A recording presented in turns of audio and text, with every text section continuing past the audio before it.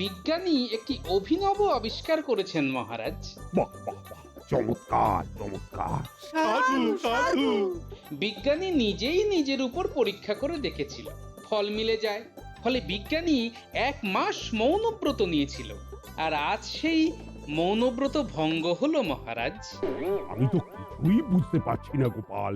মহারাজ, আমার গবেষণাগারে একটি তরল আবিষ্কার করেছি।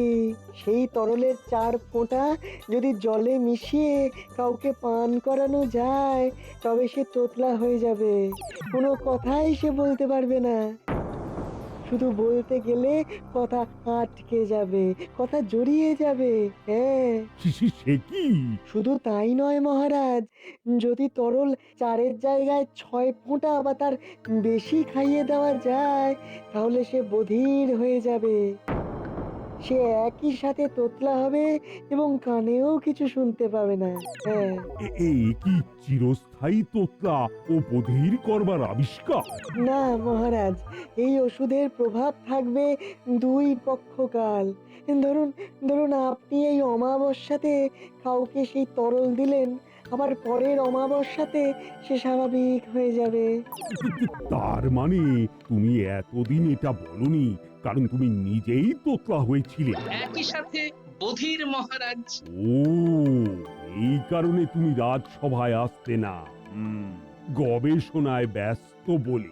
নির্ভুল মহারাজ। কিন্তু এই আবিষ্কারে আমাদের রাজ্যের কি উপকার হবে বলতে পারো? না না বিজ্ঞানী, তোমার অনেক আবিষ্কার ভালো, অতি উত্তম, কিন্তু এই আবিষ্কারটি আমার ঠিক মনোপুত হলো না। কিন্তু মহারাজ, এর কিছু ভালো গুণাগুণও আছে। কিরকম গোপাল? মহারাজ, আমরা যদি কোনো শত্রু দেশে আমাদের গুপ্তচর পাঠাই। আমার তো কোনো শত্রু দেশ নেই বিজ্ঞানী। মহারাজ, কিন্তু শত্রু দেশ হতে কতক্ষণ? কোন রাজ্যের মনে কি আছে সে তো আমরা জানি না। বেশ, বলো বিজ্ঞানী বলো।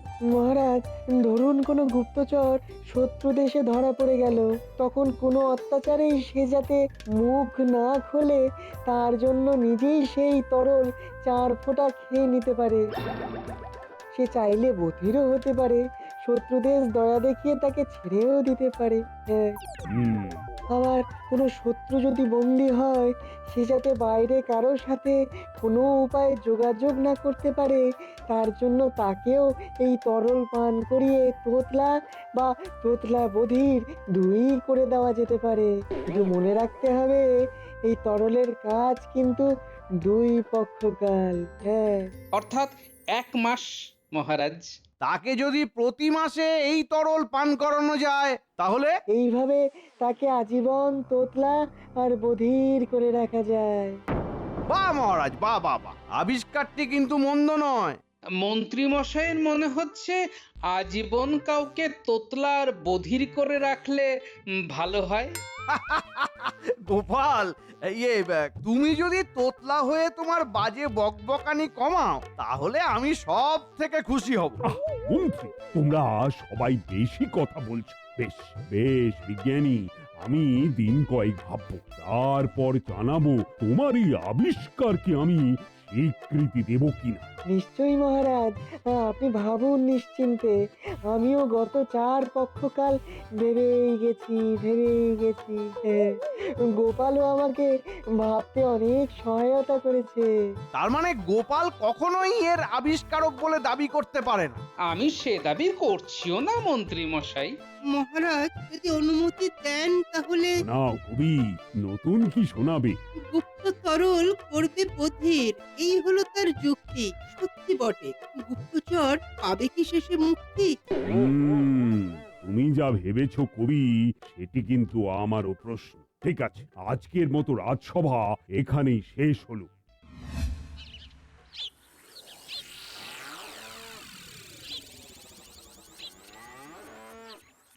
বিজ্ঞানী একটা দারুণ জিনিস আবিষ্কার করেছে, বুঝলে? তোতলা হবার ওষুধ। কেউ জানতো না, আমি জানতাম। আমি একমাত্র বিজ্ঞানীর সাথে যোগাযোগ রেখেছিলাম কিনা। নিজের মাথা গেছে, সেই সাথে বিজ্ঞানীরও মাথা তুমি বিগড়েছো। হ্যাঁ, মানে কি বলতে চাইছো? হ্যাঁ, বলি তোমরা তোতলামি সারাবার ওষুধ বার না করে শেষে তোতলা হওয়ার ওষুধ বার করছো, হ্যাঁ? ছি ছি ছি ছি ছি ছি ছি কি করতে চাও, হ্যাঁ? রাজ্য শুধু লোককে তোতলা বানিয়ে দিতে চাও নাকি যে তারা শুধু তোমার বাজে ভড়ামির বক বকানি শুনবে, হ্যাঁ? আর কেউ কিচ্ছুটি বলবে না। আহা, তুমি অন্যরকম ব্যাখ্যা করছো গিন্নি। এর মানে এই নয়। আর কেউ যদি আমার কথা শুনতে না চায় তাহলে সে চাইলে কালাও হয়ে যেতে পারে। শেষে মানুষকে কালা বানিয়ে দেবে, যত সব। তাই বলি যত দিন রাত এইসব বাজে বাজে চিন্তা করবে আর এদিকে ঘরে চাল নেই, সে খেয়ালও থাকবে না। তা মহাজনের কাছে গেলেই পারতে। কোন মুখে যাবো শুনি, হ্যাঁ? আগের মাসে চালের দাম পুরো দেওয়া হয়নি, গেলে বলবে তোমার গোপাল রাজসভায় চাকরি করে, চালের দাম দিতে পারে না। তাই বুঝি?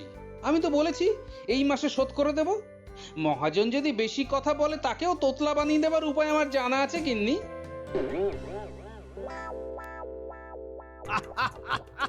বেড়ে আবিষ্কার করেছো বিজ্ঞানী, বেড়ে আবিষ্কার করেছো। বাহ বাহ বাহ বাহ, তোমার এই আবিষ্কার আমাকেই রাজা করে দেবে।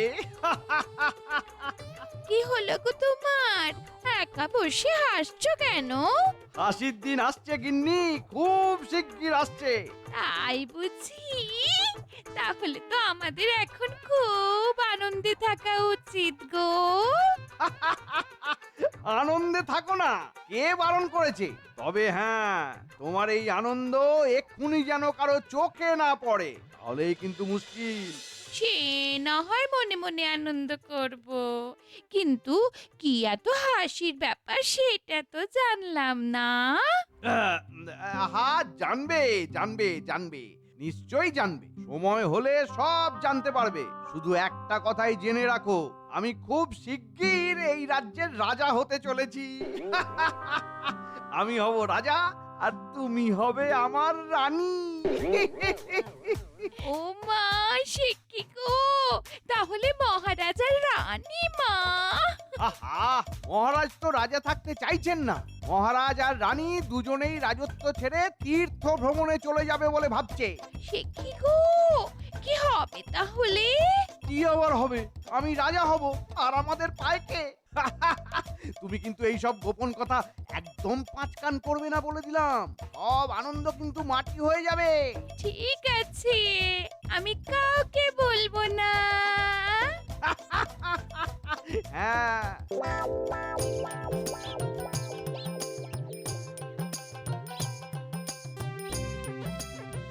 খেলতে খেলতে বলটা যে কোথায় এসে পড়লো। বল ছাড় গুলটে, ওই দেখ মন্ত্রী মশাই আর বটা ঘটা এইদিকেই আসছে। ওনারা তিন মূর্তি এক হওয়া মানেই তো গোপন একটা ষড়যন্ত্র।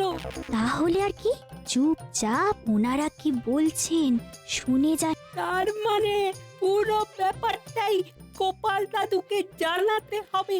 ওদের যা বলেছি তোরা বুঝেছিস? একদম জলের মতো সোজা। অত সোজা নয়। এখন চল বিজ্ঞানীর ঘরে, ঠিক যেমন যেমন বলবো সেইভাবে কাজ করতে হবে। তোরা এখনই ছদ্মবেশ নিয়ে নে, যাতে কেউ তোদের চিনতে না পারে। ঠিক আছে মন্ত্রী মশাই, কিন্তু কাজ হয়ে গেলে আমাদের কথাটা কিন্তু ভুলে যাবেন না, হ্যাঁ? ওরে আহা, আমি রাজা হলে তোরাই তো আমার মন্ত্রী শান্তি হবি। আবার সেনাপতি হওয়ার খুব শখ। আচ্ছা, ওই তরল না হয় জোগাড় হলো, কিন্তু সেগুলো মহারাজ রানীমাকে খাওয়াবেন কি করে? আহ, সেই চক্রান্ত আমার মাথায় সাজানো আছে। রানীমার অন্দরমহলের কিছুটা জায়গায় দেওয়াল স্যাঁতস্যাঁতে হয়ে আছে, ওটা সারানোর নাম করে আমি তোদের দুজনকে। চরম বুদ্ধি আপনার। চল এবারে যাওয়া যাক। ওরে, এ তো মারাত্মক ষড়যন্ত্র রে। ব্যাপারটা দাদুকে জানাতেই হবে। বলো কি গোপাল, এ কি এমন হলো তোমার সাথে তোমার গিন্নির? সে হয়েই আছে, নতুন কিছু নয়। তবে একটু শিক্ষা দিতে চাই। আর তুমি কিন্তু বিজ্ঞানী কাউকে বলো না, হ্যাঁ? কে না হয় বলবো না, কিন্তু তাও তোমাকে একবার ভেবে দেখার অনুরোধ করছি। না না, আমি অনেক ভেবেই তোমার কাছে এসেছি। আরে তো বেশি দিন নয়, মাত্র 1 মাস, দুপক্ষ কাল। এই 1 মাসে গিন্নি যদি একটু চুপ থাকে তাহলে আমি রক্ষা পাই। গিন্নি নিজেও কম কথা বলার উপকারিতা বুঝতে পারবে, বুঝলে? বেশ, এই নাও। মনে রেখো গোপাল, মাত্র 4 ফোঁটাতে তোতলা আর 6 ফোঁটাতে তোতলা ও বধির। আর তুমি আমার অনেক উপকার করলে বিজ্ঞানী, আমি চলি। হ্যাঁ,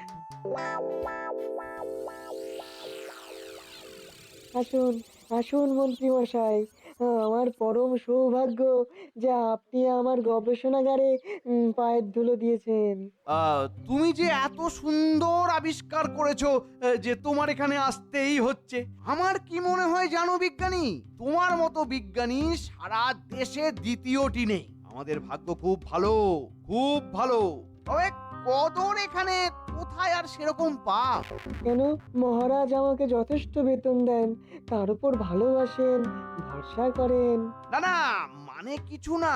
তুমি মহান আমি জানি বিজ্ঞানী, তুমি মহান।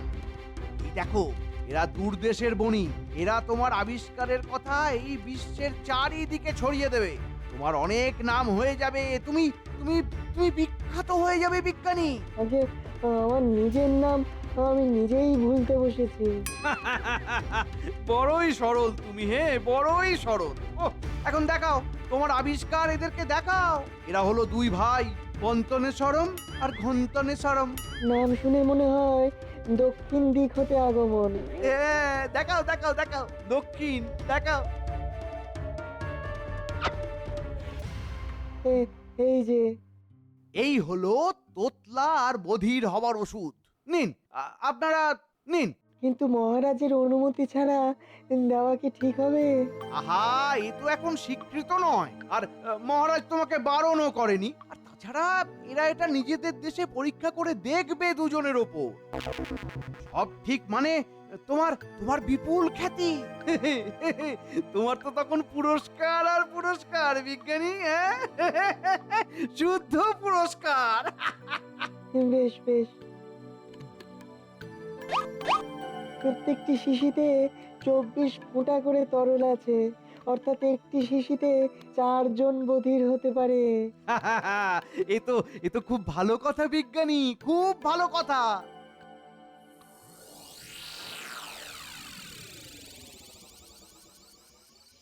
বলি ঘুম হবে না? অনেক রাত হলো তো। হ্যাঁ হ্যাঁ হ্যাঁ, এক্ষুনি। ও, তেষ্টা ছাতি ফেটে যাচ্ছে। যাই, আমি জল খেয়ে ঘুমোতে যাই। ও, আহা, তুমি বসো না, আমি তোমার জল গড়িয়ে আনছি।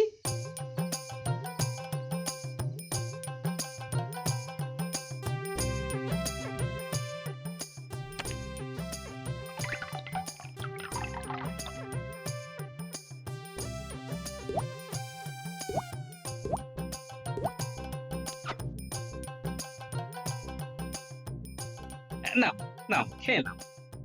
কি জানি আজ কোন দিকে সূর্যি উঠেছিল। হ্যাঁ,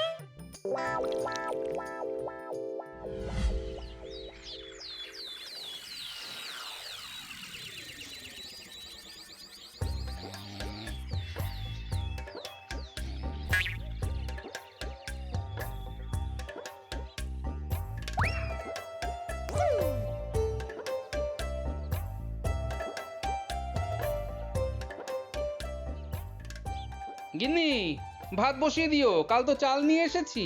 আলু সেদ্ধ আর ভাত খেয়ে রাজবাড়ি যাব, বুঝলে? আজ একটু তাড়াতাড়ি যেতে হবে।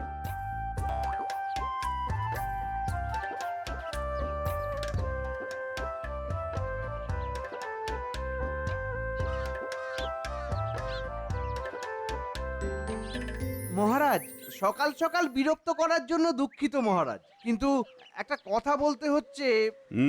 বলো মন্ত্রী, বলো। মহারাজ, রাজবাড়ির একদিকের অবস্থা বেশ খারাপ, বিশেষ করে রানীমার অন্দরমহলের দিকটি। এখন আপনি অনুমতি দিলে ভাঙা জায়গা সারাবার কারিগর প্রস্তুত আছে। নিশ্চয়ই মন্ত্রী, এটি মোটেই বিলম্ব করা যাবে না। তুমি এখনই তোমার কারিগরকে ভাঙা জায়গা সব দেখিয়ে দাও। তারা যত শীঘ্র সম্ভব সারাই করুক।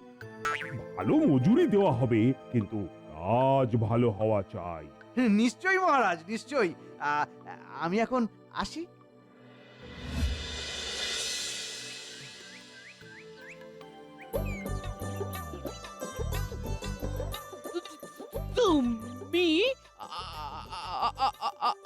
আমাকে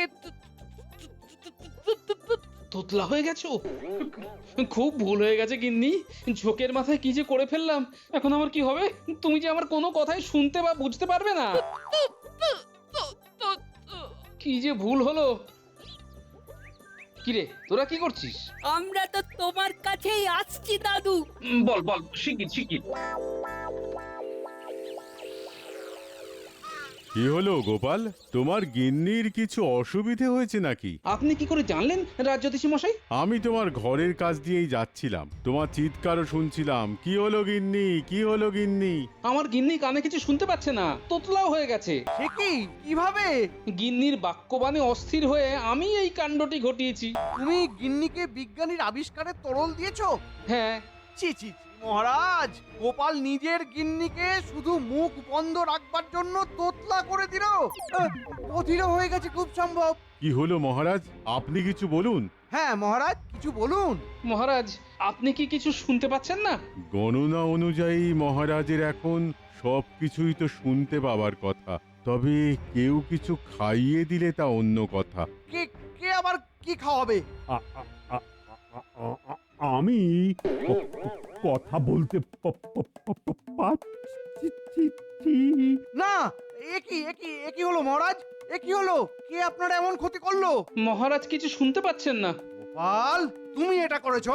কি বলতে চান মন্ত্রী মশাই? তুমি তোমার গিন্নিকে এই তরল খাইয়েছো, এখন দেখছি মহারাজকেও খাইয়েছো। তোমাকে মহারাজ এত বিশ্বাস করেন। ছি ছি ছি ছি ছি ছি ছি। তুমি শেষে। বেশি কথার প্রয়োজন নেই।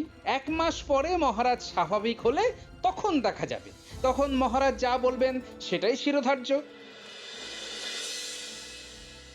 কি হে গোপাল, আজ 15 দিন তুমি রাজসভায় যাওনি। কার জন্য যাব বলতে পারো? সত্যি গোপাল, মহারাজ নিজেই যদি মৌন হয়ে যান তাহলে কি আর রাজসভা চলে? এদিকে আমার গিন্নিরও কোনো কথা নেই। সে তো বুঝতে পেরিয়ে গেছে যে আমি ওকে ওই তরল দিয়েছি। না, মানে তুমি ঠিক এই কাজটা কেন করলে? কবি, আমাদের জোর ঝগড়া লেগেছিল যে। ও তাই বলো। মন্ত্রী কি করে? সে তো বলেই দিয়েছে, মহারাজ যদি 1 মাসের মাথায় সুস্থ না হয় তাহলে। আর এক পক্ষকাল পরেও যদি মহারাজ ঠিক না হয়, তাহলে বাধ্য হয়েই আমাকে এই রাজ্যের শাসনভার হাতে তুলে নিতে হবে। সেটা সম্ভব হবে কি? হ্যাঁ হবে, হতেই হবে। আজকে রাজসভায় যাওয়া যাক। একটা কিছু তো করতেই হবে।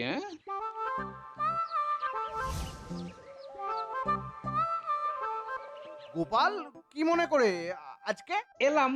অনুমতি ছাড়া আসছো যাচ্ছ, কি ভেবেছো? সে আর কয়েকদিন পর মহারাজকে বলবো। শোনো হে, মহারাজের কোনো উন্নতির লক্ষণ দেখছি না। এখন শুনেছি রানীমাও তোতলা হয়ে গেছে। ইস, ছি ছি ছি, তুমি এর জন্য দায়ী। তোমার সব জায়গায় বিচরণের জায়গা। আমার খুব সন্দেহ হচ্ছে মন্ত্রী মশাই, যে সেদিন যাদের নিয়ে আপনি আমার কাছে এসেছিলেন তারা কোনো ভিনদেশী না। মানে মনে হচ্ছে তারা এইভাবে আমার তরল ছড়িয়ে দিচ্ছে। তোমার আবিষ্কারও মহারাজের এই অবস্থার জন্য দায়ী, এটা মনে রেখো বিজ্ঞানী। আমার কাজ আবিষ্কার করা। আমি রাজা হওয়ার পর বিজ্ঞানী তুমি কোনো দূর দেশে চলে যাবে, কেমন? আর গোপাল, গারদে ঢোকবার জন্য প্রস্তুত হও। তুমি কে হে আমাকে গারদে ঢোকাবার? আমি হলাম রাজা। এই দেখো, আমি রাজা, আমি তোমাদের মহারাজ। দেখো, কৃষ্ণচন্দ্রের কোনো প্রতিবাদ আছে? নেই, নেই, থাকবেও না। কৃষ্ণচন্দ্র তীর্থে যাবে আর সাথে যাবে তোমার রানীমাও, কেমন? তাই নাকি মন্ত্রী? আমি তীর্থে যাব? তা কোন তীর্থে যাব শুনি? আর তুমি হবে রাজা, কি তাই তো? মহারাজ, আপনি ঠিক আছেন? আপনি ঠিক আছেন? সুস্থ আছেন? সুস্থ? গত কয়েকদিন আমি অভিনয় করেছিলাম গোপালের কথায়।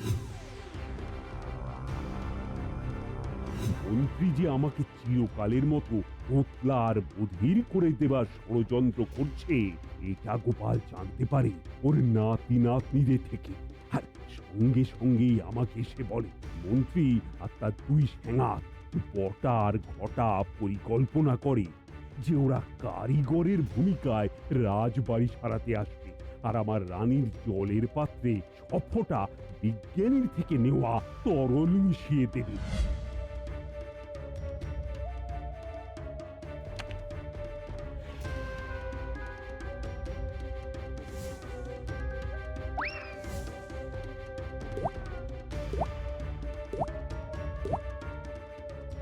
না মহারাজ, এইসব এসব ভুল ধারণা, আপনার ভুল ধারণা। চুপ, একদম কথা নয়। বটা ঘটা এখন গারদে বসে আছে, ওরা কেউ কথাও বলতে পারছে না আর কিছু শুনতেও পাচ্ছে না। এবার তো মন্ত্রীর পালা। প্রহরী, এই পাত্রের জল মন্ত্রীর হাতে তুলে দাও। হ্যাঁ, না মহারাজ, এটা ঠিক হচ্ছে না, এটা কিছুতেই ঠিক হচ্ছে না। না আও গোপাল, আবার তুমি হলে আমার উদ্ধার কর্তা। এ তো আমার কর্তব্য মহারাজ। বিজ্ঞানী, তোমাকে কিন্তু আমার কিছু বলার আছে। বলুন মহারাজ। বুঝলে, এই আবিষ্কার কিন্তু খুব একটা কাজের নয়, তাই যাকে তাকে তো এটা দেওয়া যাবে না। তুমি বরং এমন কিছু আবিষ্কার করো যেখানে এক মুহূর্তেই যারা তোতলা বা বধির তাদের সেই তোতলামি বা বধিরতা সেরে যায়। নিশ্চয়ই মহারাজ, আমি অবশ্যই চেষ্টা করব।